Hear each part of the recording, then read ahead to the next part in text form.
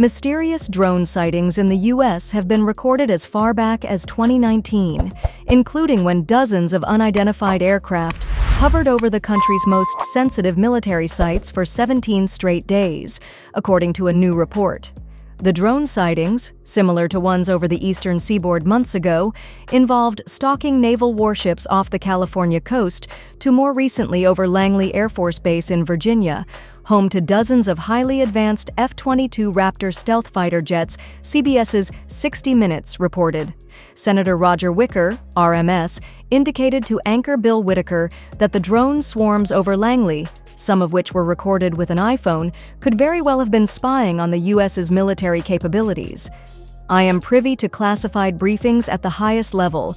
I think the Pentagon and the national security advisors are still mystified," he said in a December interview that aired Sunday night. "Clearly there is a military intelligence aspect of this," said Wicker, who chairs the Armed Service Committee overseeing the Pentagon.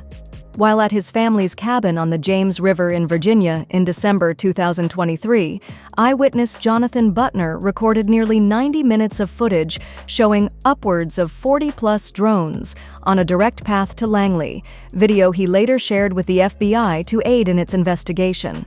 "I'm very familiar with all the different types of military craft. We have Blackhawks, we have the F-22s, and these were like nothing I've ever seen," he told the outlet.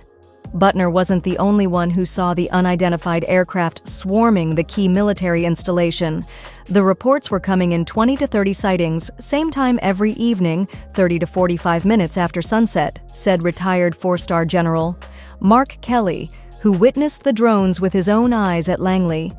"What you saw was different sizes of incursions of aircraft. You saw different altitudes, different airspeeds. Some were rather loud, some weren't near as loud," he shared, noting the sizes of the drones ran the gamut from small to alarmingly large.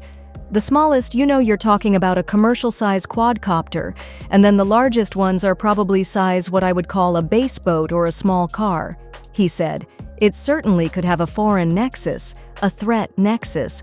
They could be doing anything, from surveilling critical infrastructure, just to the point of embarrassing us from the fact that they can do this on a day-to-day basis and then we're not able to do anything about it," he said. General Gregory Guilleau, a combat veteran who oversaw a 90-day operations assessment at NORAD and NORTHCOM, said the drone flights over Langley became the central focus of the investigation. While he says the investigation is still ongoing, addressing the security gap is a high priority for NORTHCOM. "It is alarming, and I would say that our hair is on fire here in NORTHCOM, in a controlled way, and we're moving out extremely quickly."